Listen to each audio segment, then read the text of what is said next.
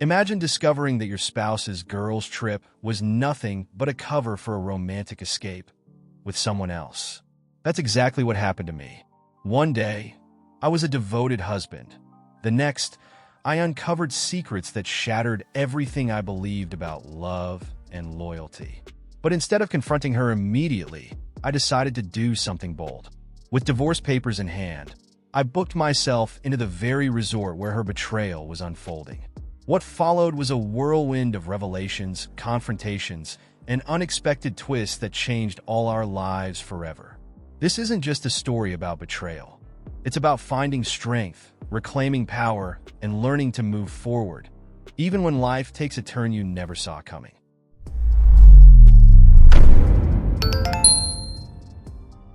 It all started with a flicker of doubt, a shadow that whispered to me in the quiet hours of the night. I wasn't one to snoop, but when Emma mentioned a girls' trip with Sophia and Elisa to some luxury resort, her words felt rehearsed. Something about her tone, too sweet, too casual, clung to me like a bitter aftertaste. Was I overthinking it? Maybe. But intentions leave breadcrumbs, and hers didn't lead where I thought they would. Days later, my curiosity became impossible to ignore. That's when I stumbled upon the truth. Her trip wasn't just with her friends. No, this was something else entirely. Something that shattered the quiet satisfaction I once found in our marriage. The name Evan surfaced like a storm warning on the horizon, and with it came clarity. I wasn't one to act impulsively, but there I was, a stack of divorce papers in hand, booking a flight to the same resort. I didn't know what I'd do when I got there. Anger simmered beneath my skin, sure. But more than that, I felt the sting of betrayal. What had been an unwavering partnership now felt like a charade, a story I didn't recognize. Reflecting on the little signs that led me here, I realized they'd been present all along. The fleeting smiles, the guarded phone calls, her sudden, almost exaggerated affection. At the time, I dismissed them as quirks. Now, they seemed like glaring warnings I'd been too blind to see. Still, a part of me craved answers, closure, satisfaction, and maybe, just maybe, a confrontation that would finally set things straight. Emma and I first met in the most ordinary of places, a small electronics store where I work part-time.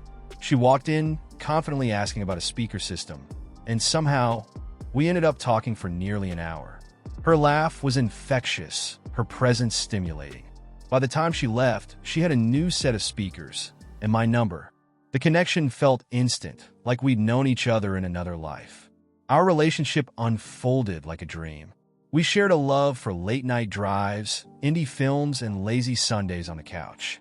There was satisfaction in the little things. The way she'd leave notes on the fridge, or how she'd lean on my shoulder during long train rides. From dating to moving in together, and eventually to marriage, life felt like a steady climb towards something solid and meaningful. Her friends Sophia and Elisa became part of the package deal. They were like her sisters, always around for birthdays, road trips, and the time we spent renovating our first home. Their bond felt unshakable, almost enviable. I admired the way they supported one another, but looking back, I wonder if they knew more than they ever let on. Were their intentions pure, or was something darker hidden beneath those smiles?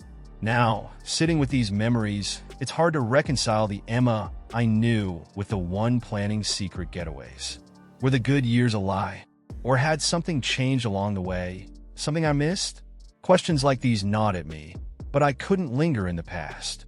Not when the present demanded my full attention. The confrontation I planned wasn't just about exposing the truth.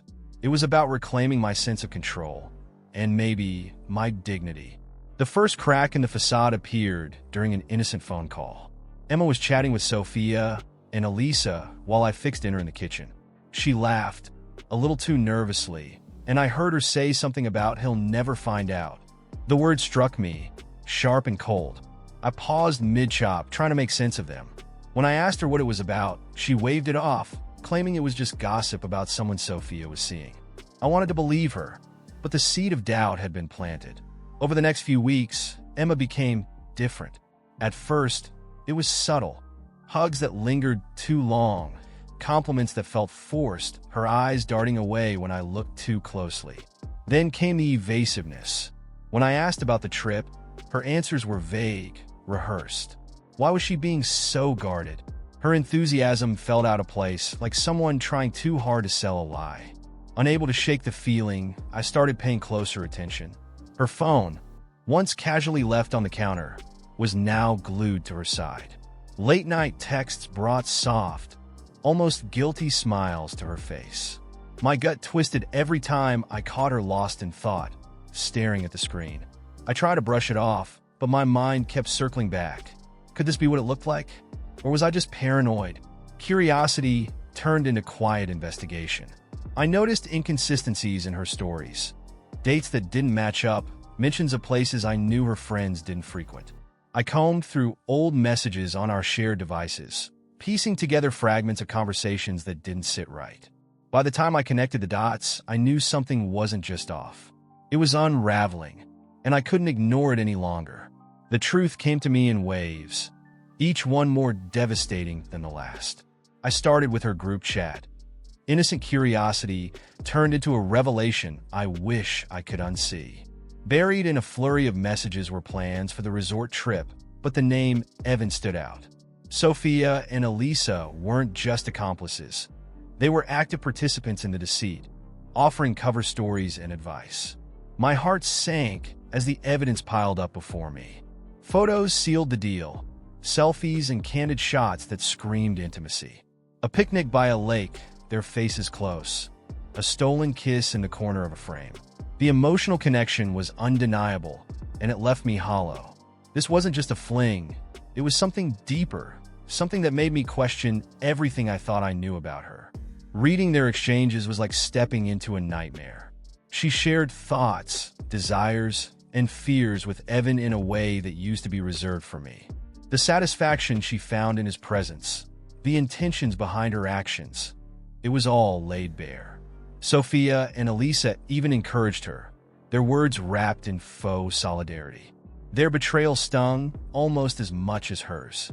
By the end of it, I felt both numb and furious. I printed screenshots, collected photos, and documented everything.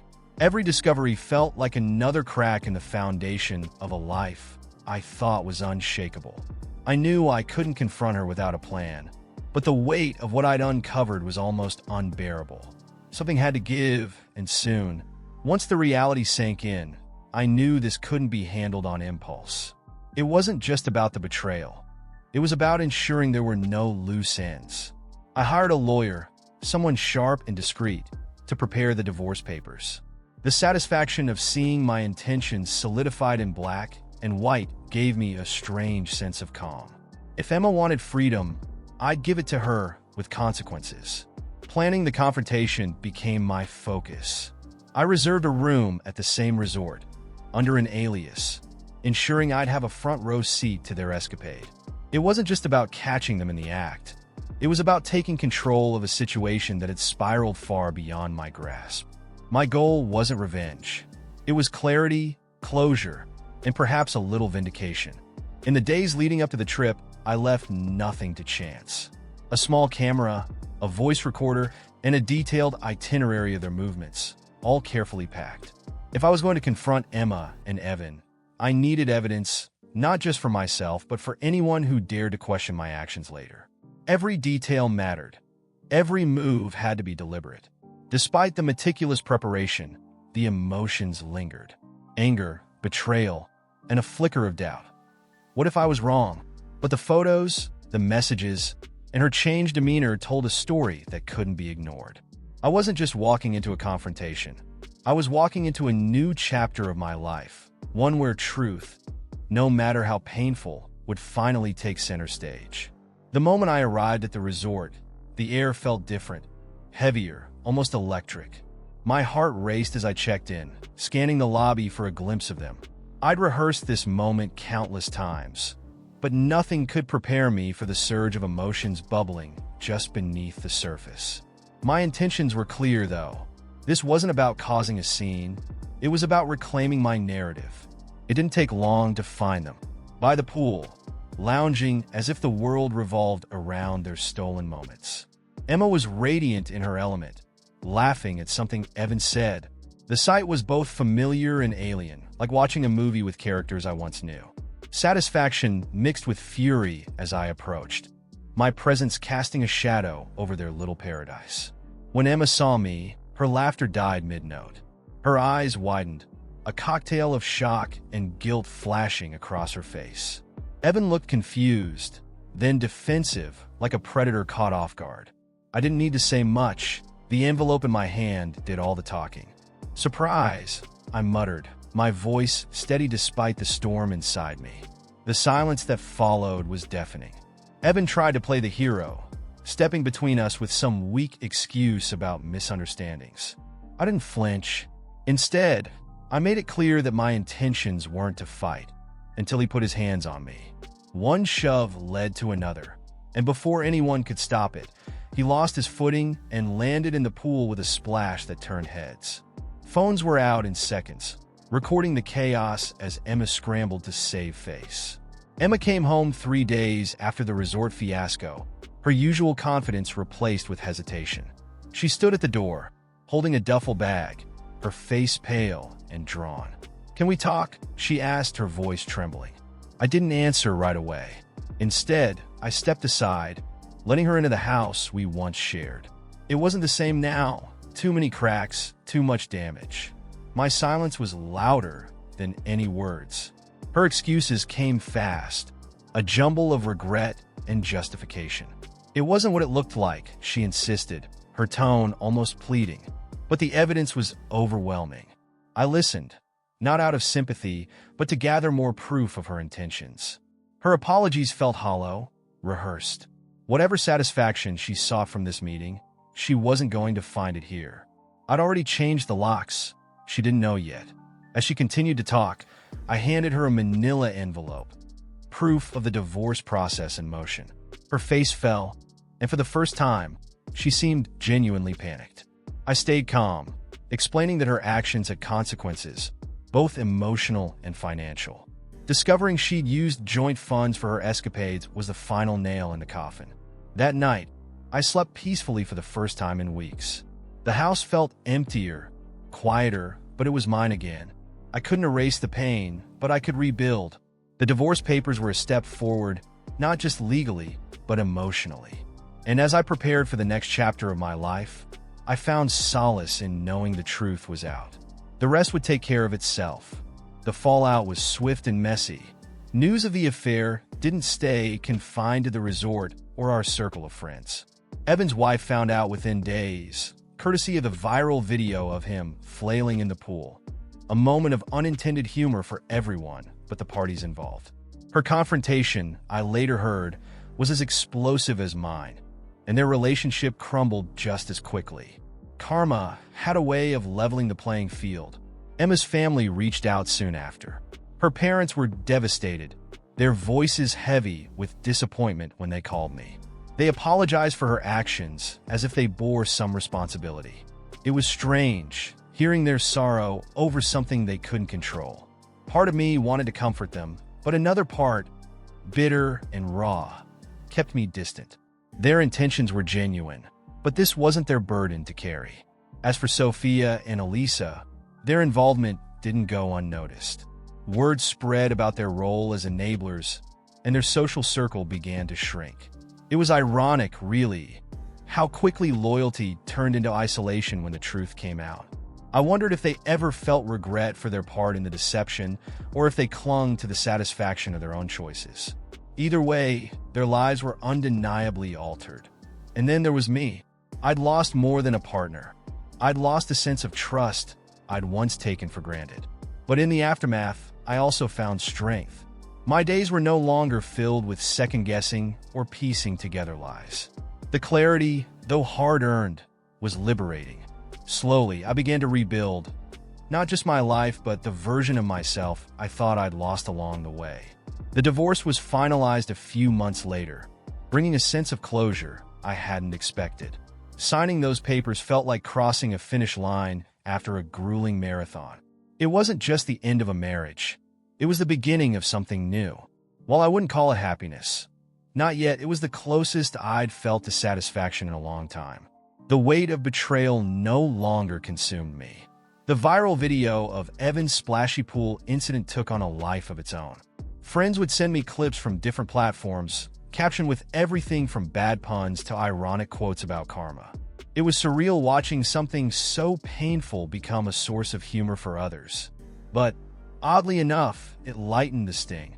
A little laughter in the face of heartbreak never hurt anyone. Emma reached out a few more times, each attempt weaker than the last. Her words felt like echoes from a distant life, ones I no longer wanted to revisit. Her intentions were unclear. Was it regret, guilt, or some desperate hope to rekindle what she destroyed? Whatever it was, I didn't respond. Some chapters deserve to stay closed. Looking back, I've come to realize the importance of honesty, not just with others but with myself. Ignoring the signs, silencing my gut instincts, only delayed the inevitable. The truth always has a way of surfacing, no matter how deeply it's buried. And while the journey wasn't easy, it reminded me of something invaluable. Life has a way of continuing, even after the storm. Keep watching our stories by clicking on one of the videos that appear on the screen, and don't forget to subscribe to the channel and turn on notifications to be alerted about new videos. See you next time.